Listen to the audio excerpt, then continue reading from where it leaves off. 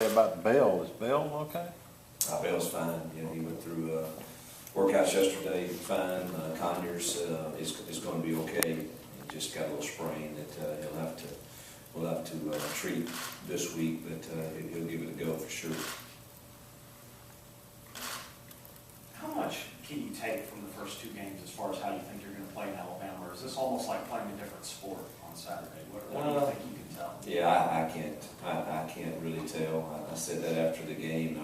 I'm never very good at that. That if you ask me, you know, are we ready for SEC play? I don't know. You know, I think we have a confident football team right now that believes we can win. I believe we can win. I also know that you can lose these games because you're playing really good teams. And that's why I just don't make too much of one game, win or lose. It's the opportunity to compete at a high level. Are we really ready? I don't know, but I know that we can go and compete, and our kids are confident right now. Coach, the ESPN Power Football Index has Ole Miss right now is #1 in the nation. Would you like to comment on that? I don't even know what that is, so it'd probably be tough for me to comment on it. I don't know that we're worthy of that right now, but you know what? It's year 4 going into game 3, and for us to be in those discussions, I think speaks volumes of where our program has come in a short time. So I don't know what that is, but it sounds good, so great.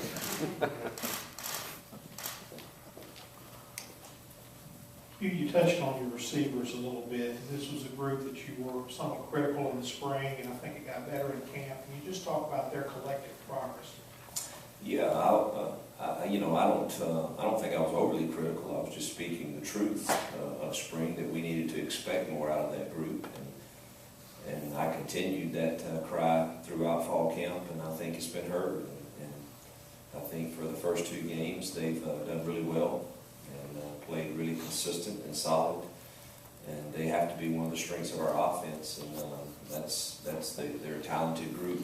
And I do think they've come on, and we're blocking well.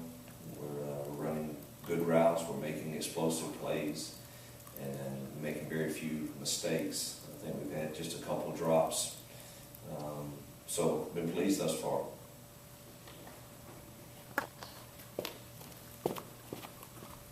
Two questions, Coach. The ball seems to be coming out of Chad's hands very quickly, so pass rush has not been an issue. And then it seems as the other team flip-flops are tight end. Our 2 inside guys can't decide whether they want to be on the strong side or not. Has that been an issue?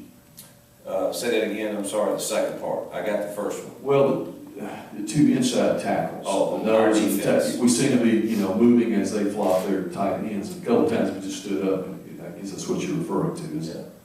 Well, I've said for 2 weeks we've got to get our cleats in the ground and get ready to play. And you know, we do when they trade a tight end, we have a 3 technique in the nose, and that's typical for most teams that play an even front.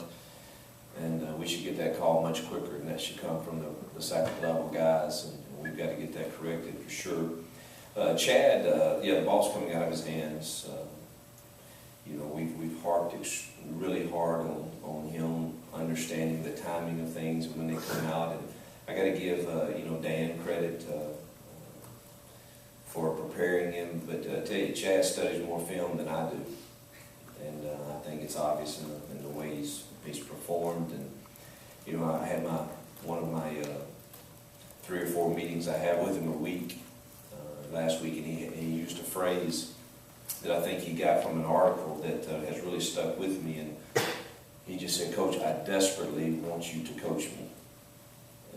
And it just, you know, I think it speaks to kind of his mindset right now. And not just, he don't want to just be coached in the X's and O's, but I really think he's trying to you know, rewrite his story in a really good way.